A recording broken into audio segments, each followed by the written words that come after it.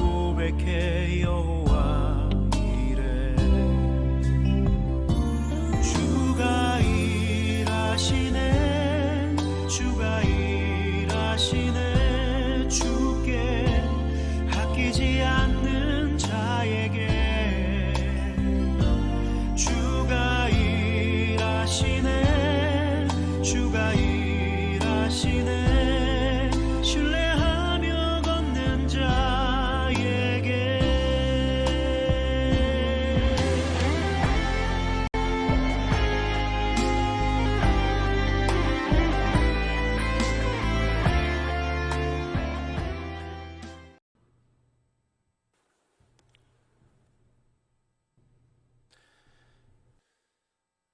살아계신 하나님께 예배드리시기 위해 오늘 이 3부 예배 귀한 자리에 함께 하신 여러분 모두를 우리 주님의 이름으로 환영하고 또 축복합니다. 우리 함께 예배드리시기 전에 앞뒤 좌우에 계신 우리 성도님들과 하나님의 은혜와 복 많이 받으시기 바랍니다 하시면서 축복의 인사 나누시겠습니다. 하나님의 은혜와 복 많이 받으시기 바랍니다. 우리 하나님께로 우리의 마음을 다 모두시고 다 자리에서 일어나셔서 임내 찬송 27장 하나님께 찬양 드리도록 하겠습니다.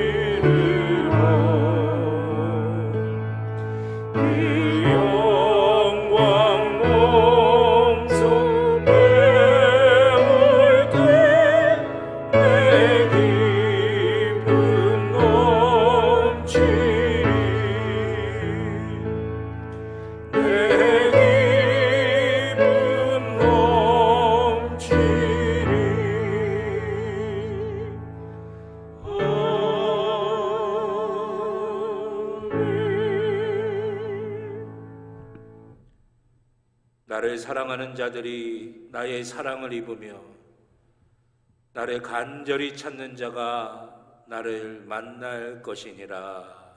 아멘. 하나님 앞에 우리의 죄를 다 같이 고백하시겠습니다. 사랑과 은혜의 하나님, 하나님께 예배드리는 이 시간에 우리의 죄를 고백하며 하나님의 용서하심을 간절하게 구합니다. 어리석은 우리를 이끌어 주시기 위해 성령으로 함께 하시는데 우리는 우리의 욕심과 감정과 본능에 붙들려서 성령의 이끄심에 순종하지 못할 때가 많이 있습니다.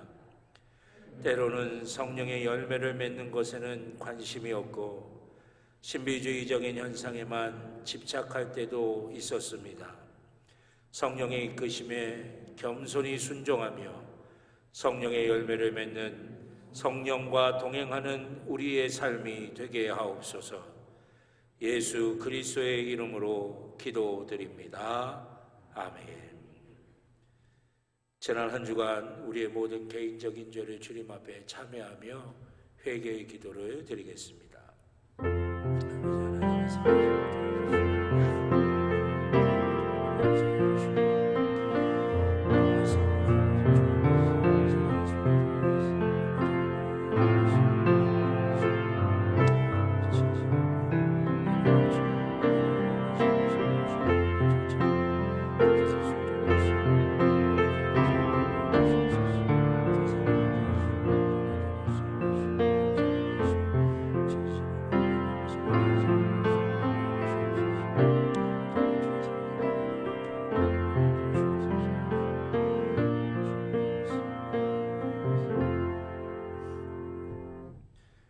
우리를 용서하시는 하나님의 말씀을 들으시기 바랍니다. 악인은 그의 길을, 불의한 자는 그의 생각을 버리고 여호와께로 돌아오라. 그리하면 그가 긍휼히 여기시리라. 우리 하나님께로 돌아오라. 그가 너그럽게 용서하시리라. 아멘. 교동문 12번 시편 19편 교독하겠습니다. 교동문 12번 시편 19편의 말씀입니다. 하늘이 하나님의 영광을 선포하고 날은 날에게 말하고 밤은 밤에게 지식을 전하니 언어도 없고 말씀도 없으며 들리는 소리도 없으나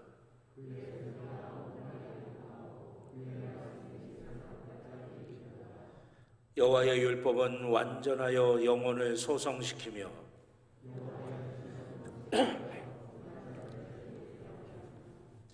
여호와의 교훈은 정직하여 마음을 기쁘게 하고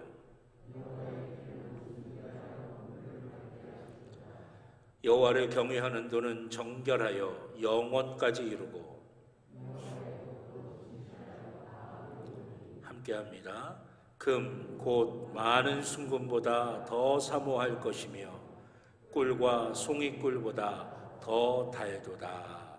아멘. 사도신경으로 우리의 신앙을 고백하시겠습니다. 나는 전능하신 아버지 하나님 천지의 창조주를 믿습니다. 나는 그의 유일하신 아들 우리 주 예수 그리스도를 믿습니다. 그는 성령으로 잉태되어 동정녀 마리아에게서 나시고 본디오 빌라도에게 고난을 받아 십자가에 못 박혀 죽으시고 장사된 지 사흘 만에 죽은 자 가운데서 다시 살아나셨으며 하늘에 오르시어 전능하신 아버지 하나님 우편에 앉아 계시다가 거기로부터 살아있는 자와 죽은 자를 심판하러 오십니다.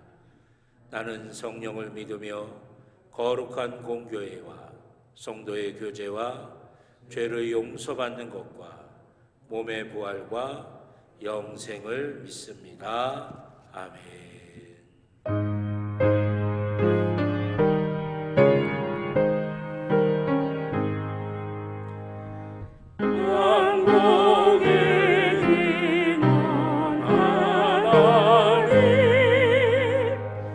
온 백성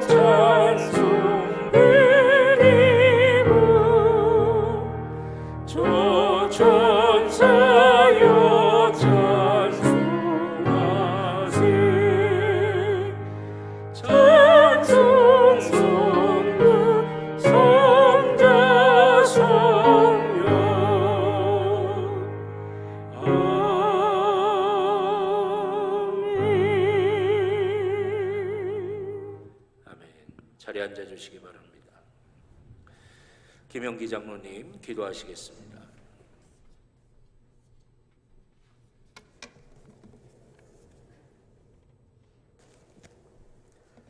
다 함께 기도드리시겠습니다.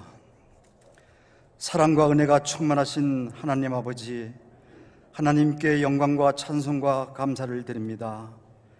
주님이 돌보시는 그 사랑의 손길로 우리가 한 주간 주님 은혜 안에 살다가 주님의 전에 모여 주일 예배로 영광을 드리게 하시니 또한 감사를 드립니다. 저희의 죄가 주홍같이 붉을지라도 양털같이 희어지게 하시는 주님, 저희들이 회개의 복된 날이 되게 하여 주시옵기를 또한 간절히 기도드립니다. 저희 죄의 사회심이 주께 있사오니 용서하여 주시옵소서. 사랑의 하나님, 저희의 모든 질고와 고난이 주님의 고난에 비할 수 없사오니 주님, 저희에게 믿음으로 승리하게 하여 주시옵소서. 우리가 잠잘 때에 육체는 쉴지라도 우리의 영은 주님 안에서 늘 깨어 기도하게 하시고, 사탄 마귀의 세력이 미혹할 때에 분별해서 물리칠 수 있는 지혜를 더하여 주시옵기를 또한 간절히 기도드립니다. 6월은 호국 보훈의 달입니다. 나라를 잃은 아팠던 시간들을 기억하며 설움과 전쟁으로 인해 고통당하지 않도록 강력한 대한민국을 만들게 하여 주시옵소서. 나라를 지키기 위하여 목숨을 바쳤던 호국 선열을 기억하게 하시고, 이 나라의 안전과 발전을 위해 맡은 자리에서 최선을 다하는 저희가 되기를 또한 원합니다. 하지만 우리의 힘과 능력으로는 지킬 수 없사오니 하나님께서 저희들을 붙드시고 인도하심으로 강력한 나라를 만들 수 있다고 생각합니다. 주님께서 역사하여 주시옵기만을 또한 간절히 기도드립니다. 살아계신 하나님 아버지, 저희들의 영혼을 성령으로 충만케 하옵소서. 우리 안에서 내재되어 제 가운데로 인도하는 육신의 정욕을 이길 수 있도록 성령 충만하게 부어주시옵기를 또한 간절히 기도드립니다. 우리가 육체를 위하여 썩어질 것을 심지 않게 하시고 성령께 순종함으로 영생을 거두게 하옵소서. 사랑의 하나님, 귀하게 쓰시는 담임 목사님에게 평강이 넘치게 하시고 성령의 능력을 더하여 주셔서 말씀을 선포하실 때 저희의 심령과 골수를 찔러 쪼개고 변화되는 생명의 만나를 허락하여 주시옵소서. 그리하여 성령 충만, 은혜 충만하게 하시고 말씀 듣고 고침받는 역사를 체험하는 시간 되게 하여 주시옵기를 또한 간절히 기도드립니다. 거룩하신 하나님, 이 시간 예배를 위하여 봉사하는 손길들을 기억하시고 은혜와 복을 내려 주시옵기를 원하오며, 지금도 살아계셔서 함께 하시는 예수 그리스도의 이름으로 감사하며 기도드리옵나이다. 아멘.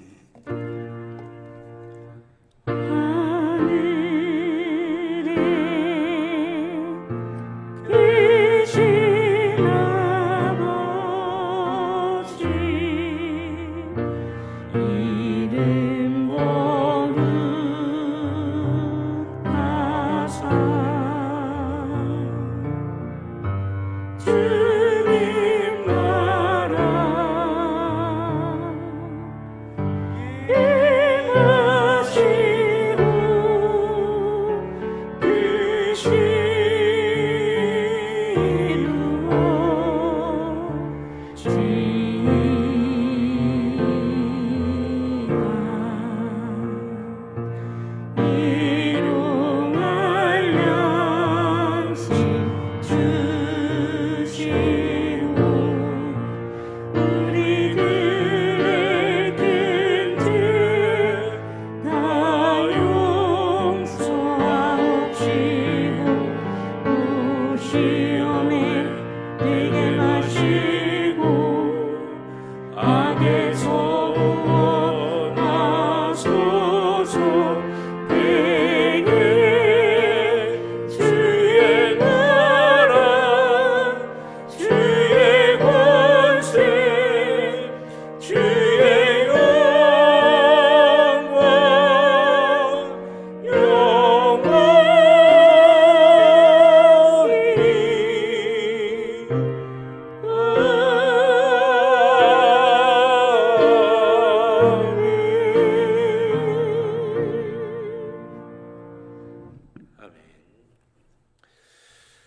오늘 우리에게 주신 하나님의 말씀은 구약성경 창세기 18장 9절부터 15절까지의 말씀입니다. 창세기 18장 9절부터 15절까지 말씀입니다. 구약성경 22쪽입니다. 구약성경 22쪽 창세기 18장 9절부터 15절까지 제가 한 절 여러분들이 한 절 교독하시고 마지막 15절 말씀을 함께 봉독하도록 하겠습니다. 창세기 18장 9절부터 15절까지입니다. 그들이 아브라함에게 이르되 내 아내 사라가 어디 있느냐? 대답하되 장막에 있나이다.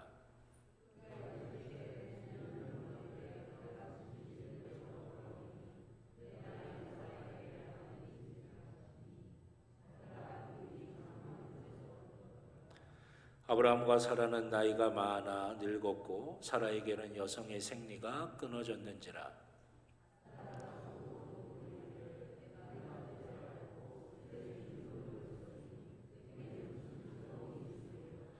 여호와께서 아브라함에게 이르시되 사라가 왜 웃으며 이르기를 내가 늙었거늘 어떻게 아들을 낳으리요 하느냐.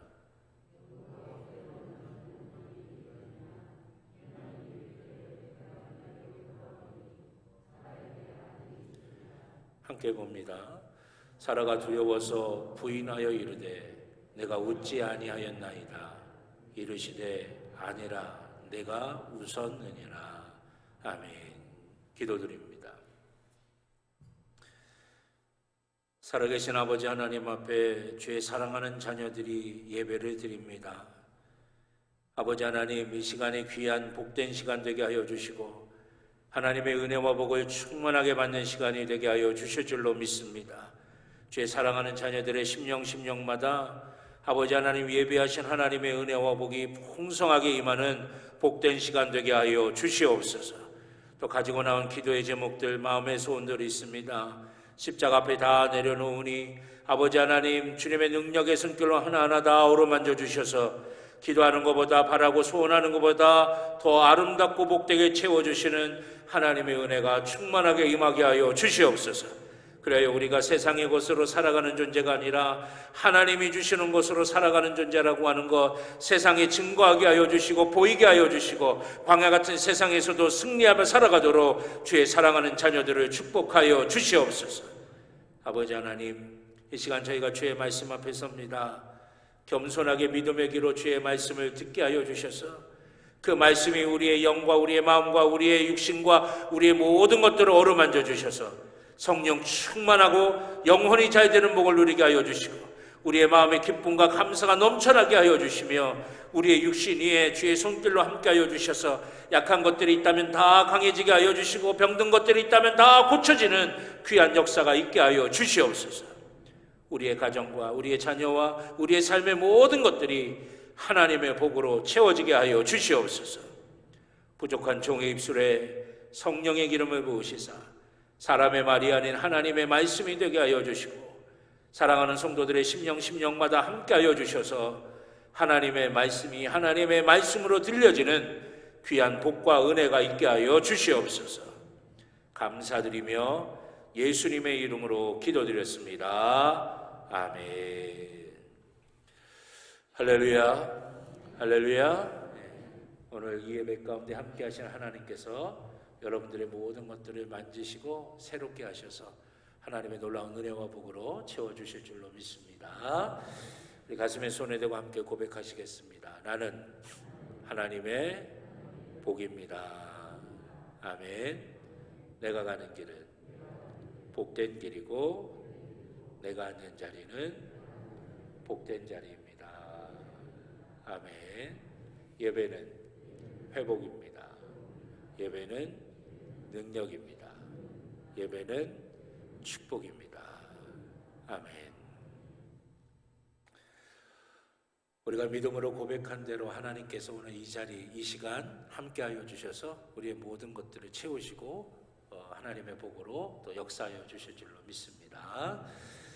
오늘 창세기 18장 9절서부터 15절까지의 말씀을 가지고 하나님이 열어주시는 길이라고 하는 제목으로 함께 말씀의 은혜를 나누고자 합니다. 저희 가족들이 이제 어디를 갈 때 함께 이제 차를 타고 가게 되면 음악을 듣게 됩니다. 예전에는 이제 그 테이프나 또는 USB에 이렇게 껴 있는 그런 음악들을 이렇게 듣게 됐는데, 요즘은 이제 아이들 핸드폰에 있는 그런 음악을 듣게 돼요. 그래서 이제 요즘은 주도권이 아이들한테를 다 넘어갔어요. 제가 듣고 싶고 제가 좋아하는 음악이 아니라 아이들이 듣고 싶고 좋아하는 음악을 이제 듣게 됩니다. 그래서 핸드폰을 이제 그 뭐라 그러죠? 그 블루투스랑 연결이 돼가지고 차 스피커에서 나오게 되는 거예요. 근데 요즘 노래를 이렇게 듣다 보니까 뭔 말을 하는지 잘 모르겠어요. 가사 내용이 어떤 건지도 잘 모르겠고, 그래서 제가 이거 우리 외국 곡이니? 그렇게 물어보면 우리 아이들이 우리나라 가수가 우리나라 말로 우리나라 노래를 부른다는 거예요. 그런데도 가사가 전혀 들어오질 않아요. 그러니까 이제 아이들만 듣고 이렇게 가는 거예요. 근데 어느 날 이제 운전을 하다 가는데 이제 저도 모르게 그 차 스피커를 통해서 들려 나오는 그 노래 소리에 저도 따라 부르게 되더라고요. 같이 따라 부르게 돼요. 익숙한 것 같아요. 예전엔 들리지 않았는데 가사가 이제는 들리게 되는 거예요. 아이들한테 물어봤더니 예전 노래인데 요즘 가수들이 그걸 리메이크해서 이렇게 부른다는 거예요. 가만히 들어보니까 예전에 제가 청년 때 들었던 노래 가운데 하나였어요. 그 노래가 뭐냐면 G.O.D라고 하는 그 그룹이 부른 길이라고 하는 노래입니다. 그 노래의 가사가 이랬습니다. 내가 가는 이 길이 어디로 가는지, 어디로 날 데려가는지, 그곳은 어딘지 알 수 없지만 오늘도 난 걸어가고 있네. 나는 왜 이 길에 서 있나? 이게 정말 나의 길일까? 이 길의 끝에서 내 꿈은 이루어질까? 가사가 좋아서 제가 몇 번 들었던 곡이라 이제 기억에 남으니까 그 곡이 나올 때 제가 이제 흥하는 걸 같이 따라 불렀던 것 같습니다. 사람이 살아가는 인생의 모습을 길로 표현하면서 알 수 없는 그 길을 가는 그 인생의 고민을 이제 가사로 해서 노래를 부른 곡이에요. 예전에 제가 이 노래를 들으면서 이런 생각을 한 적이 있었습니다. 길이라고 하는 게 과연 어떤 것일까라고 하는 고민을 해본 적이 있었어요. 여러분, 길이 처음부터 길은 아니었을 것입니다. 길이 아닌데 누군가 그 길을 걷기 시작하니까 그게 길이 된 것이죠. 그래서 누군가 맨 처음 걷던 그 길을 뒤에서 사람들이 쫓아가고 그렇게 사람들이 많이 왔다 갔다 하다 보니까 그게 길이 된 것이죠. 그러니까 처음부터 길이었던 길은 없다고 하는 것이에요. 누군가 걸었기 때문에, 그리고 그 걸은 그 길을 많은 사람들이 따라갔기 때문에 그게 길이 됐다라고 하는 것입니다. 길은 그렇게 처음부터 길인 것은 아니었습니다. 근데 재미있는 것은 또 그렇게 해서 생긴 길을 많은 사람들이 다 다니는데 그 길이 아닌 다른 길, 그 길을 벗어나서 다른 길을 가려고 하면 또 두렵고 걱정이 되기도 하는 거죠. 우리가 낯선 곳에 여행을 했을 때, 처음 가본 길을 가게 될 때, 또 길을 잃어버렸을 때, 우리가 늘 다니던 길이 아니니까 걱정하고 두려워하게 되는 이유가 바로 여기에 있는 것입니다. 그런데 여러분, 이 길이라고 하는 것이 우리가 우리의 발로, 우리의 다리로 걷는 그 길만을 의미하는 것은 아닐 것입니다. 바로 우리의 인생을 살아가는 것도 길이라고 표현을 하고 있죠. 그래서 여러분들이 역에 가든지 터미널에 갈 때 슬쩍 여러분들의 옆에 와가지고 도를 아십니까? 이렇게 물어보시는 분들이 계시죠. 그 도를 아십니까? 라고 하는 의미가 뭐예요? 당신이 인생의 길을 알고 있느냐라고 하는 거예요. 그러면서 거짓으로 꿰어서 거짓된 것에 빠지게 만들려고 옆에서 꼬임을 할 때 도를 아십니까? 이렇게 하면서 옆에 다가오는 사람들도 있어요. 그때 도라고 하는 건 뭐예요? 인생을 어떻게 살아가야 하는지 그 길을 당신은 알고 있습니까? 물어보고 있다라고 하는 것이죠. 다리로 걷는 그 길만이 아니라 인생을 살아가는 길을 말하는 것입니다. 많은 사람들이 살아가는 삶의 방식, 또 세상이 말하는 삶의 방식이 아닌 다른 방식으로 삶을 살아가려고 하고 다른 방식으로 인생을 살아가려고 할 때 우리는 두렵고 또 걱정이 되기도 하는 것이에요. 오늘 본문에 나오는 아브라함과 사라의 부부가 바로 그런 상황입니다. 아브라함은 100세이고 사라는 이제 생리가 끊겨졌습니다. 세상의 방식으로는, 세상의 관점으로는, 세상이 생각하는 방법으로는 이제는 아이를 낳을 수가 없는 거예요. 많은 사람들이 그렇게 믿고 그렇게 생각하고 그것이 진리라고 생각을 합니다.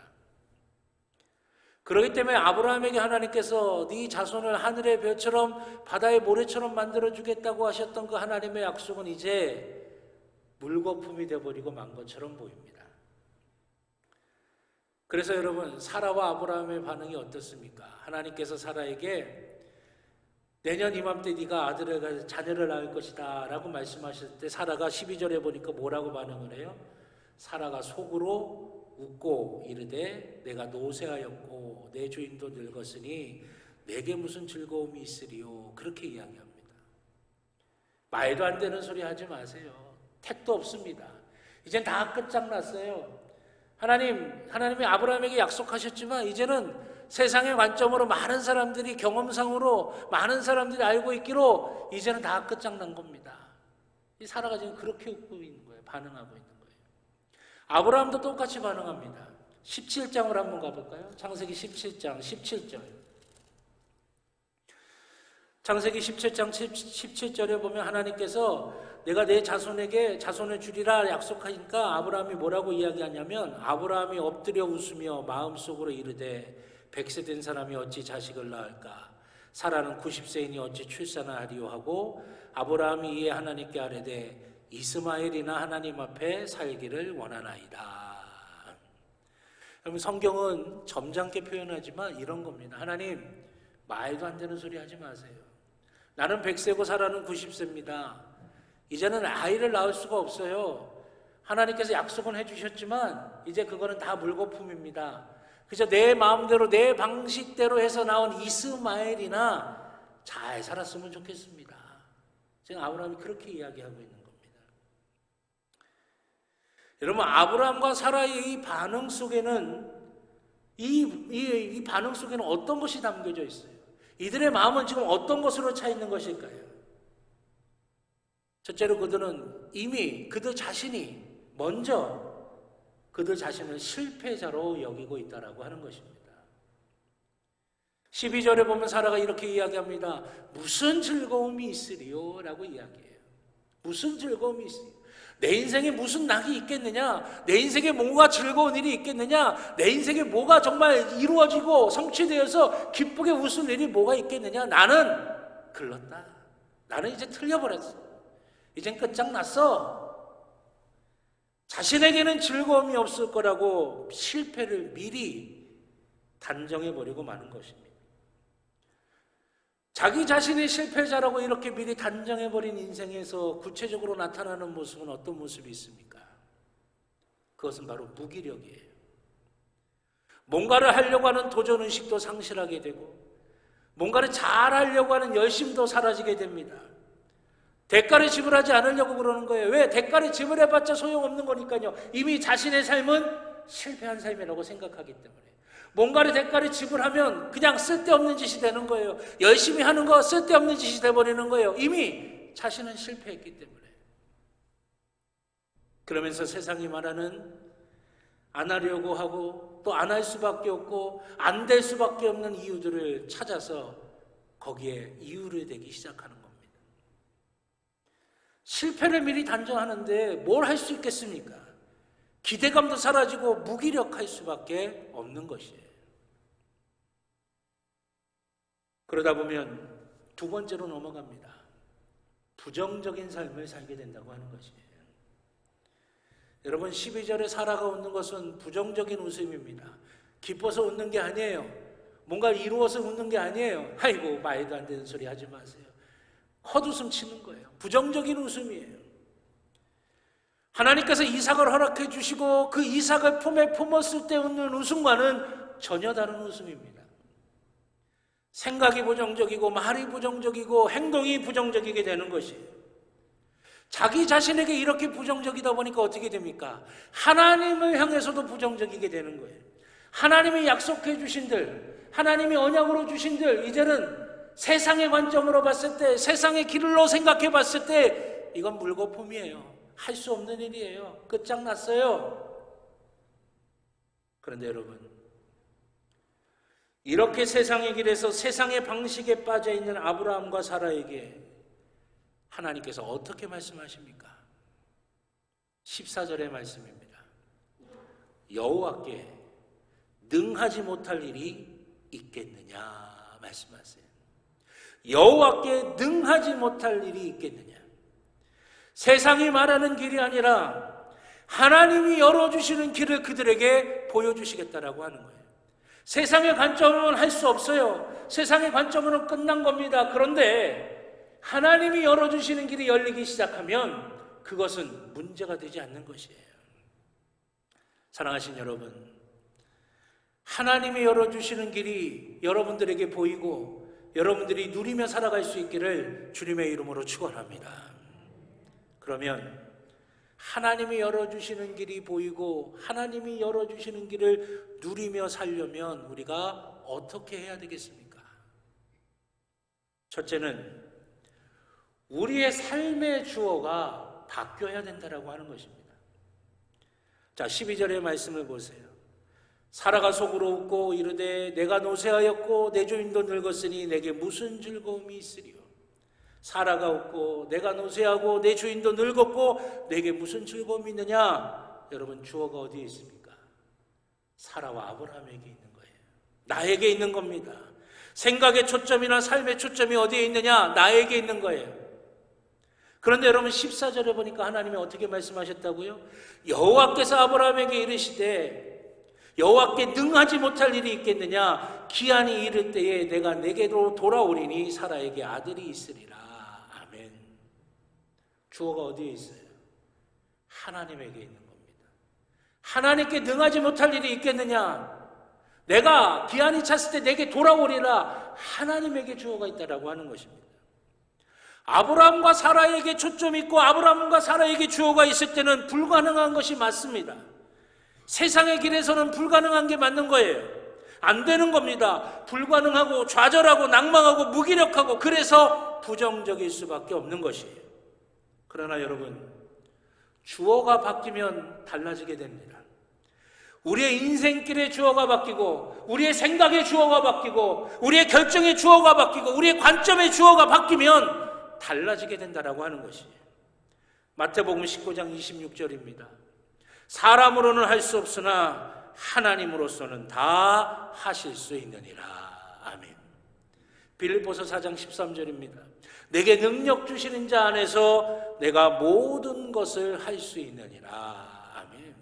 내가 할 수 있는 게 아니에요. 내게 능력 주시는 자 안에서, 하나님 안에서, 하나님이 주어가 될 때, 하나님이 열어주시는 그 길을 내가 걸을 때 비로소 가능하게 된다라고 하는 것입니다.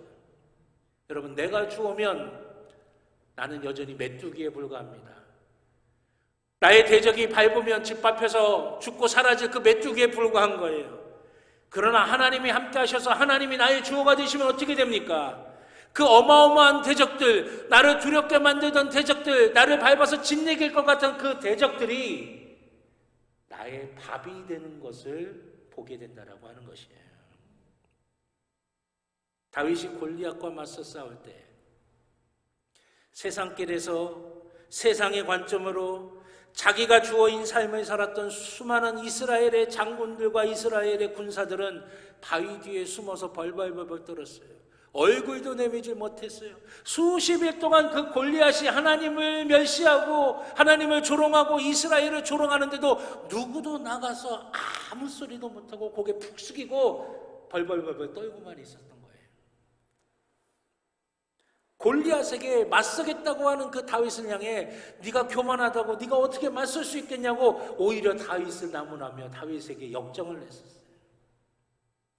그런데 여러분, 하나님이 열어주시는 길에서 하나님이 주어가 되는 삶을 사는 다윗은 달랐습니다. 그는 지금껏 하나님이 나와 함께 하셨고 지금도 나와 함께 하신다고 하나님을 증거하며 고백하고 있어요. 그 다윗이 내가 들에서 양을 칠 때 사자들이 내 양을 물어가고 곰이 내 양을 움켜가면 내가 달려가서 그들의 수염을 잡고 쳐서 그들을 죽이고 양을 건져왔다. 하나님이 그렇게 하셨다. 그 하나님이 지금도 나와 함께 하시기에 저 골리앗은 상대가 되지 않을 것이다. 내가 강해서가 아니에요. 하나님이 강해서라고 하는 것이에요. 전쟁의 경험, 골리앗과 다윗 상대가 아닙니다.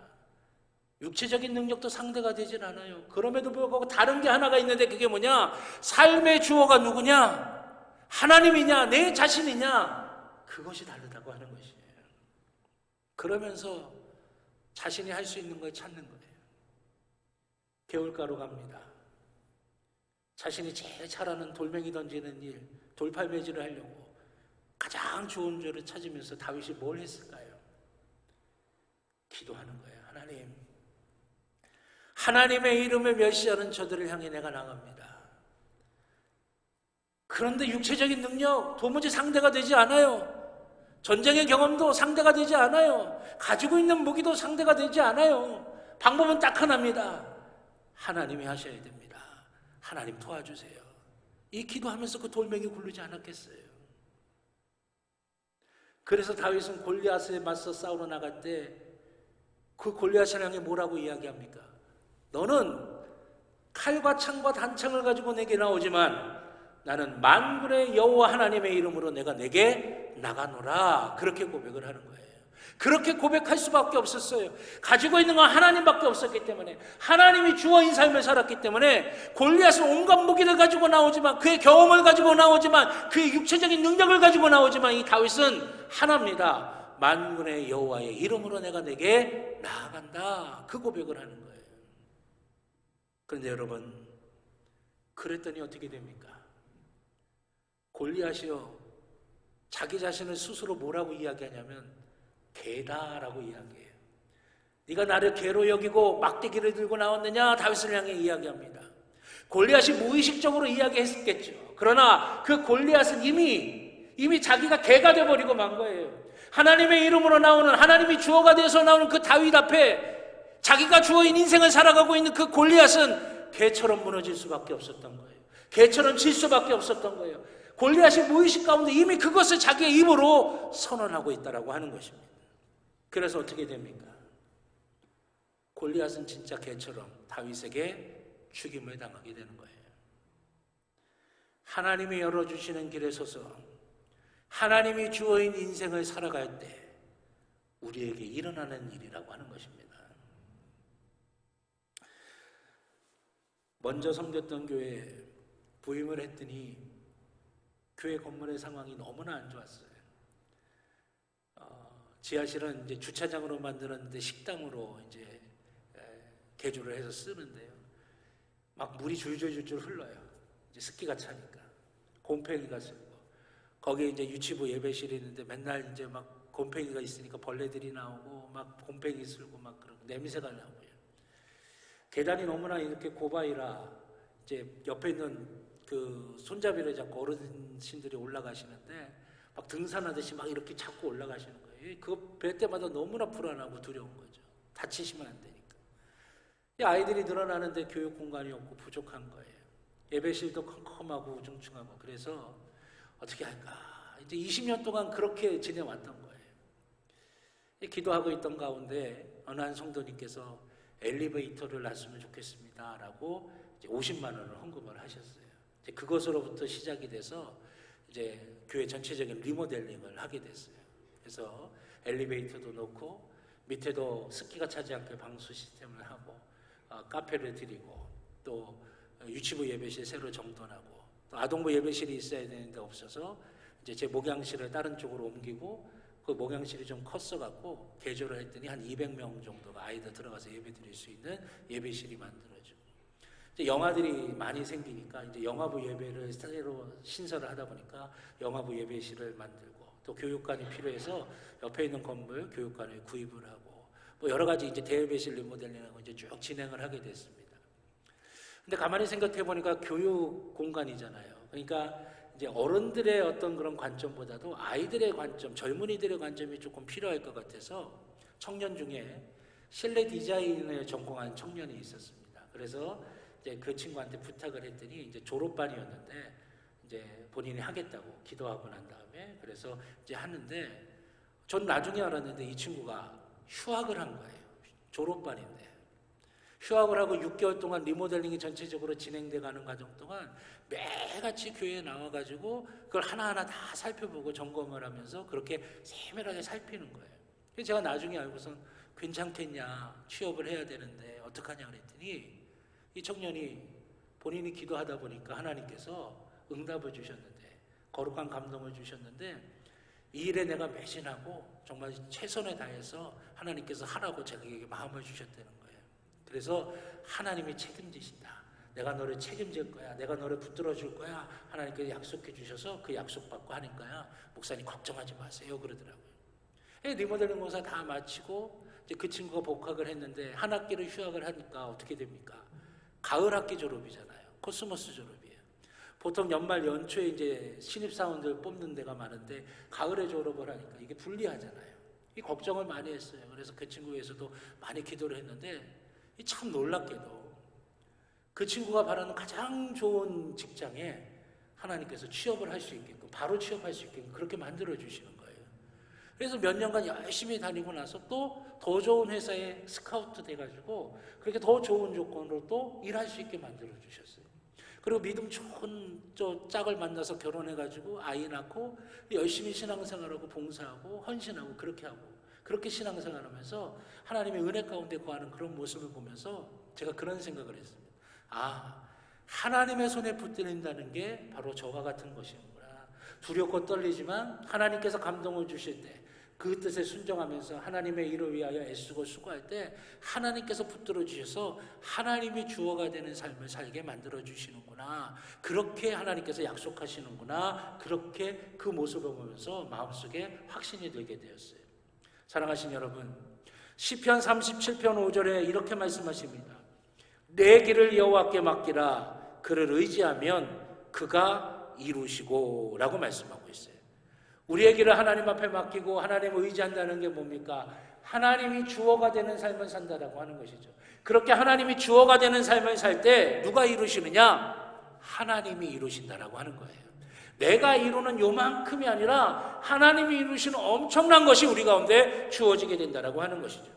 잠언 16장 3절입니다. 너의 행사를 여호와께 맡기라. 그리하면 내가 경영하는 것이 이루어지리라. 아멘. 사랑하신 여러분, 우리의 삶의 주어를 하나님으로 삼으시기를 주님의 이름으로 축원합니다. 우리의 삶의 주어가 하나님이 될 때 하나님이 열어주시는 길이 보이게 되는 것이고 하나님이 열어주시는 그 길을 누리는 역사가 우리 모두 가운데 임하게 되어질 줄로 믿습니다. 두 번째는 영적인 감동을 회복하시기 바랍니다. 영적인 감동이 회복돼야 돼요. 영적인 감동을 회복한다라고 하는 것은 하나님을 향한 기대감이 있을 때 일어날 수 있는 일이에요. 하나님을 향한 기대감이 상실되면 영적인 감동이 우리 속에 일어날 수가 없어요. 메마른 신앙이 됩니다. 기쁨이 사라진 신앙이 되는 거예요. 하나님의 은혜의 역사를 경험해보지 못하는 신앙이 되는 거예요. 여러분, 오늘 본문 12절에 나오는 사라의 웃음은 하나님을 향한 기대감을 상실하고 영적인 감동을 상실한 모습이에요. 그러나 창세기 21장에 나오는 이삭이 태어난 후에 그 이삭을 품에 안고 이 사라가 고백합니다. 하나님이 나를 웃게 하시니 듣는 자가 다 나와 함께 웃으리로다. 여러분, 이 고백은 뭡니까? 영적인 기대감이 회복되고 영적인 감동이 충만해서 하나님을 향하여 웃는 웃음이라고 하는 것입니다. 똑같이 성경에는 웃음이라고 표현했지만 그 내용, 알맹이는 달라요. 영적인 기대감과 영적인 감동을 다 상실해서 쓴웃음을 웃는 웃음이 아니라 영적인 기대감과 영적인 감동이 충만해서 하나님을 향하여 기쁘게 웃는 그 웃음, 하나님께서 우리에게 그것이 회복대로 만들어 주실 줄로 믿습니다. 우리가 신앙생활하면서 하나님을 향한 기대감과 영적인 감동이 오르락 내리락 할 때가 많이 있죠. 이 기대감과 감동이 오르락 내리락 하다 보면 우리의 믿음도 오르락내리락 하게 됩니다. 우리의 믿음이 오르락내리락 하다 보면 어떻게 됩니까?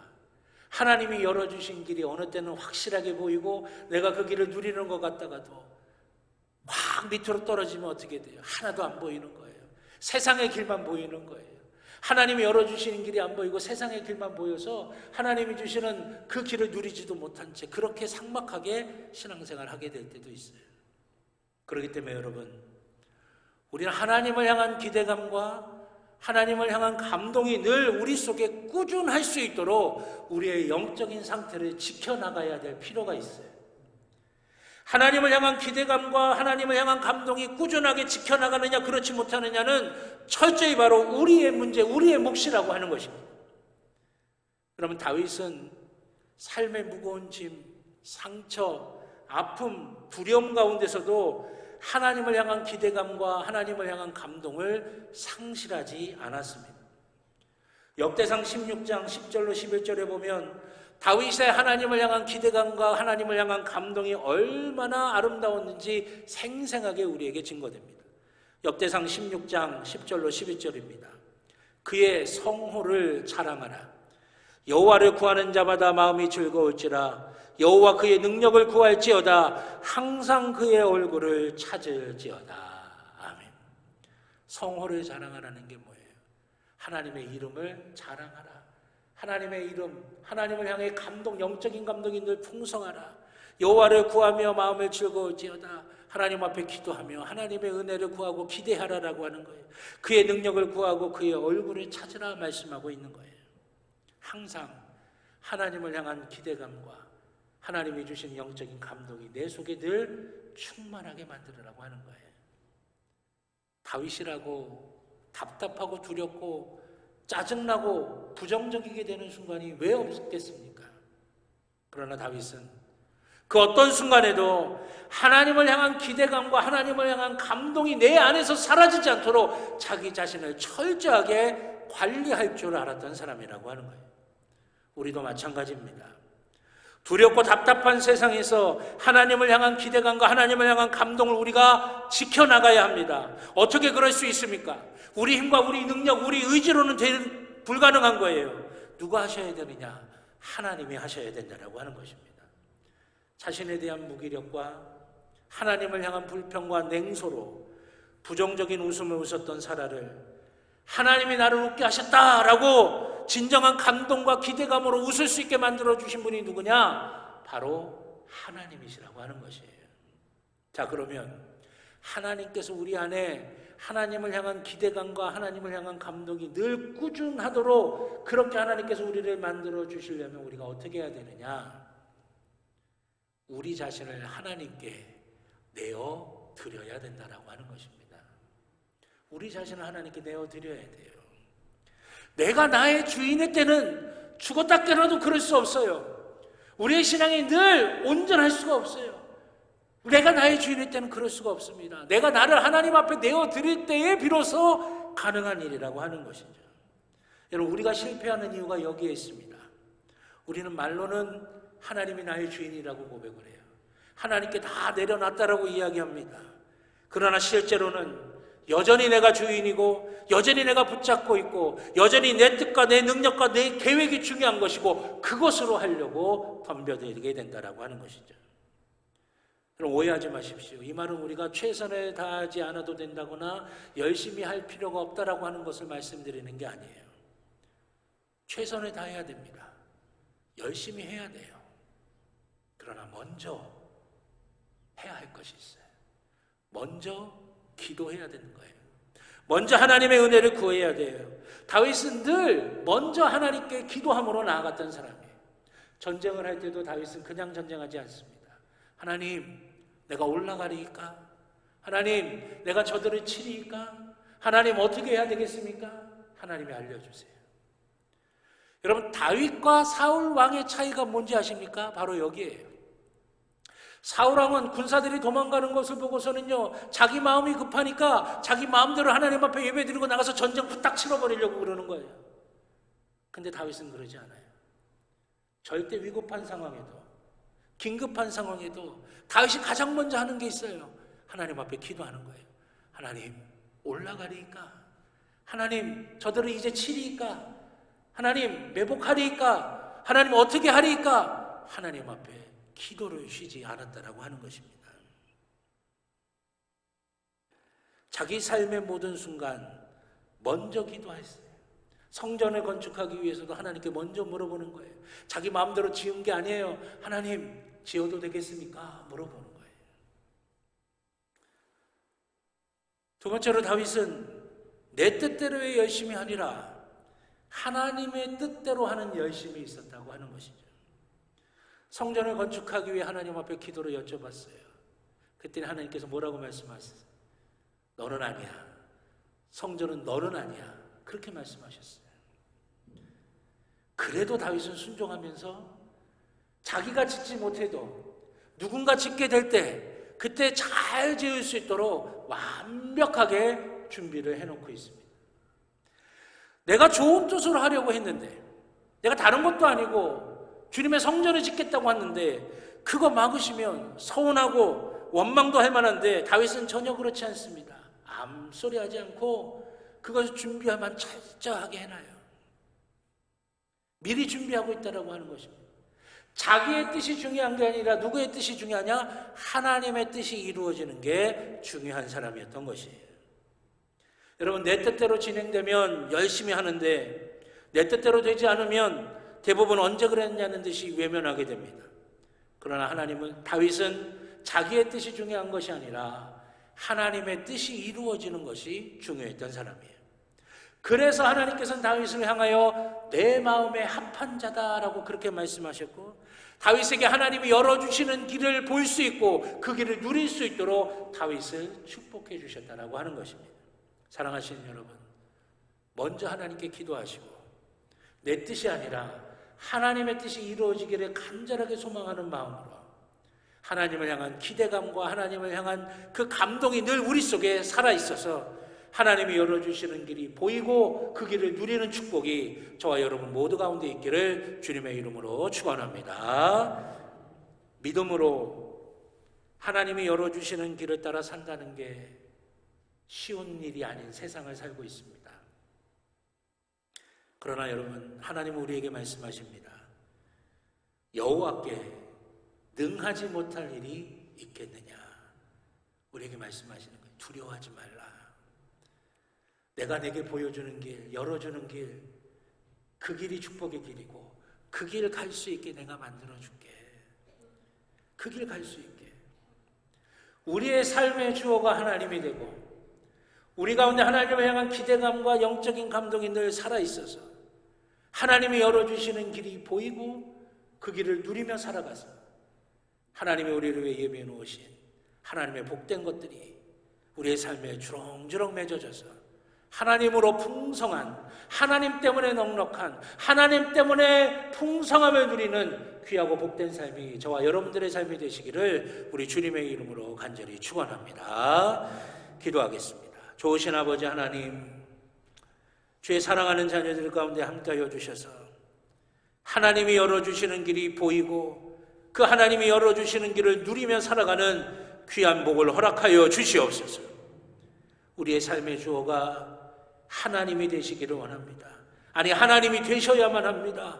아버지 하나님, 우리 가운데 하나님을 향한 기대감과 영적인 감동이 늘 살아있게 하여 주시옵소서.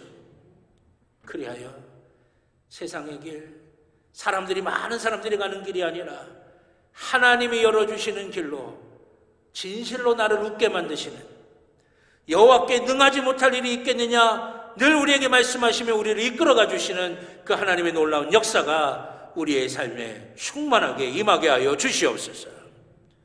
주님이 함께 하시고 붙들어 주실 줄로 믿고 감사드리며 예수님의 이름으로 기도드렸습니다.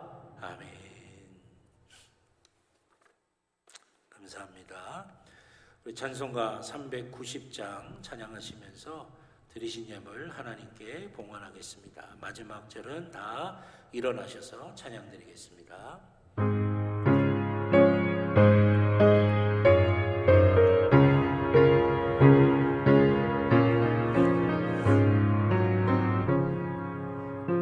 예수가 오늘이시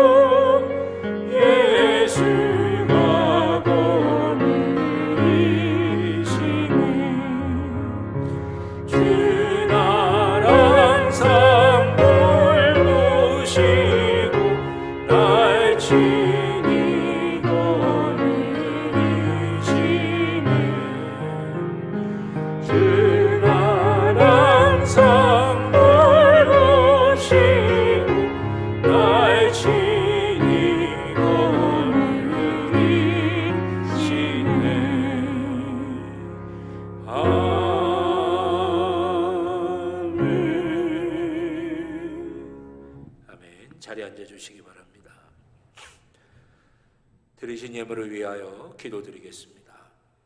감사합니다. 하나님, 죽을 수밖에 없는 죄인들 구원하여 주신 것도 감사한데 이 땅의 삶을 살아가면서 필요한 모든 것들 주의 손길로 다 하나하나 채워주셔서 지금껏 살게 해주셨습니다. 나의 나된 것은 하나님의 은혜로다 고백한 그 사도 바울의 고백처럼 우리의 나된 것은 다 하나님의 은혜로 된 것이니 하나님 앞에 예배드릴 때에 우리의 정성을 다하고 기도를 다하고 마음을 다하여 정성껏 구별하여 준비한 예물 하나님 앞에 드립니다. 아버지 하나님, 드린 모든 제물들 다 받아주시고 하나님 흠양하시며 하나님 아름답고 놀랍게 축복하여 주시옵소서. 드린 손길들마다 늘 성령 충만하고 은혜 풍성하여서 영혼이 잘 되는 복을 누리게 하여 주시고 또 마음의 기쁨과 감사가 넘쳐나게 하여 주시며 그 육신 가운데도 함께 하여 주셔서 약한 것이 있다면 강해지게 하여 주시고 혹여라도 병든 것이 있다면 고쳐지는 역사가 임하게 하여 주시옵소서. 아버지 하나님, 가정에 평안함을 주시고 자녀들에게 형통함을 주시며 땀 흘려 일하는 일터가 복의 자리가 되고 형통케 되고 번창케 되는 귀한 역사가 있게 하여 주시옵소서. 우리의 모든 필요가 하나님으로 인하여 채워질 줄로 믿습니다.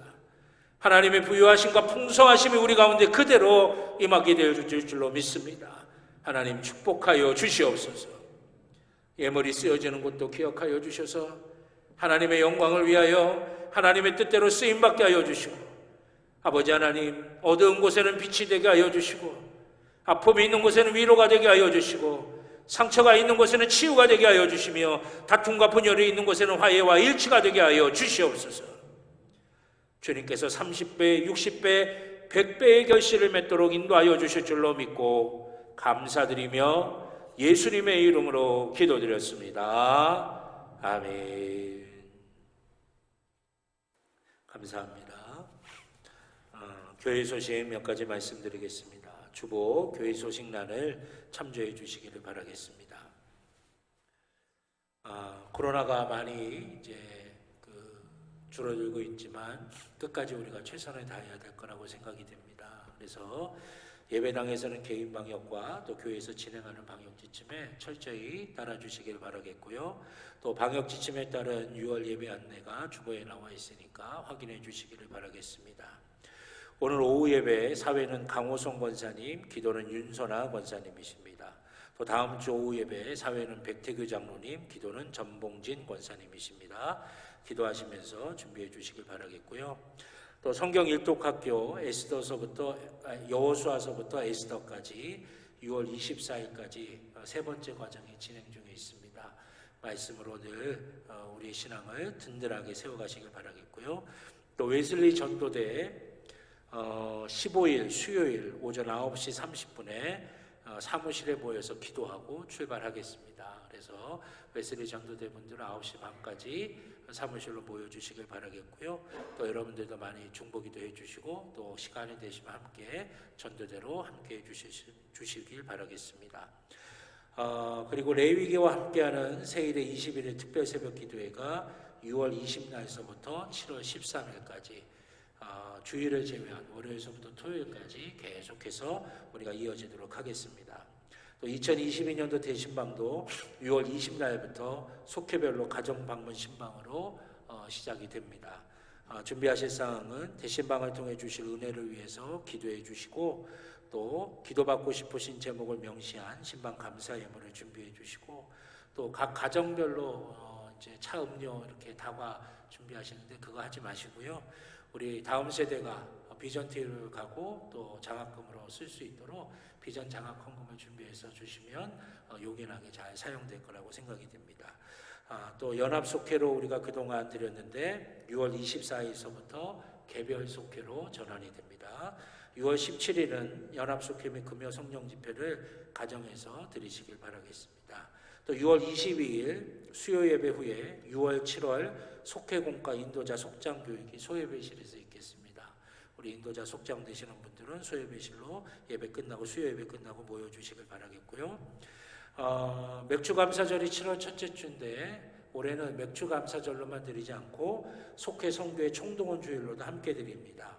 그동안 코로나 때문에 가정에서 예배를 드리시거나 또 신앙생활을 제대로 하지 못하셨던 분들을 이제 그날을 기점으로 해서 다 좀 회복되실 수 있도록 우리가 많이 기도해 주시길 바라겠고, 특별히 이번 주간은 기도와 전화 신방 주간으로 지켜주셨으면 좋겠습니다.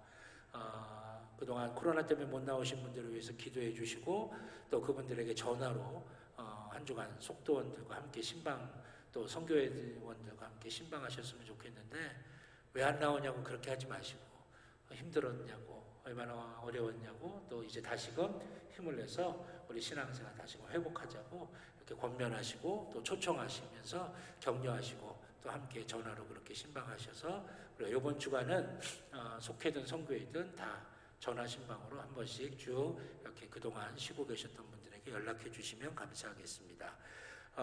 이날서부터 교회 식당에서 주일 식사를 재개하겠고요. 또 찬양대 찬양단 7월 첫째 주부터 재개하도록 하겠습니다. 또 주일 오전 예배도 그동안 3부로 드렸던 걸 2부로 변경하도록 하겠습니다.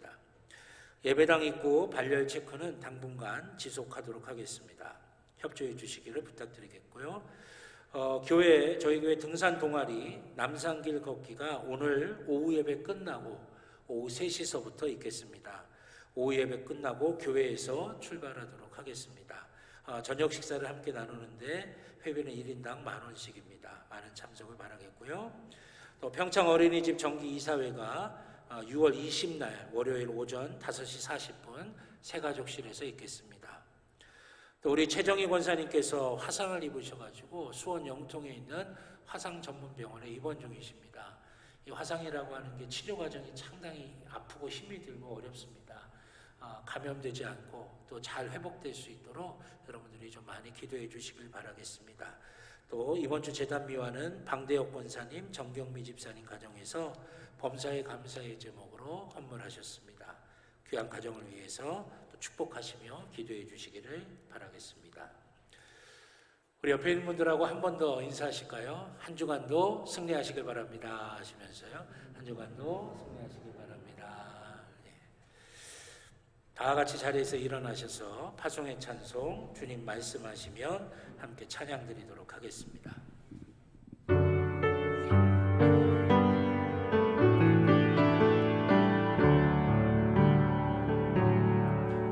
주님 말씀하시면 내가 나가리라. 주님 뜻이 아니면 내가 멈춰서리라.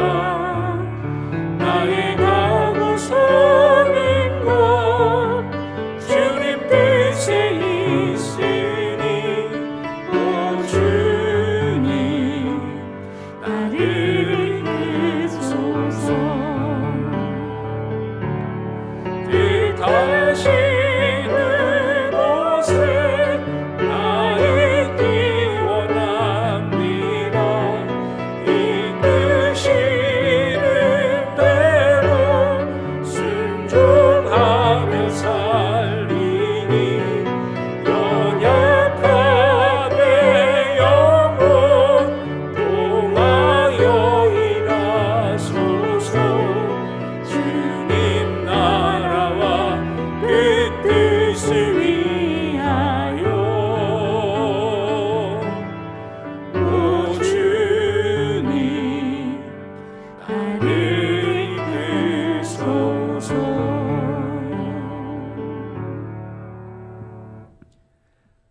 이제는 우리 주 예수 그리스도의 구원의 은혜와 하나님 아버지의 무한하신 사랑하심과 성령님의 감화 감동 인도하여 주시는 귀한 은총이 주의 사랑하는 자녀들의 머리 위에, 그 가정 위에, 그 일터 위에, 그 살아가는 모든 삶의 길들 위에 이제로부터 영원토록 함께하여 주시옵기를 간절히 축원하옵나이다.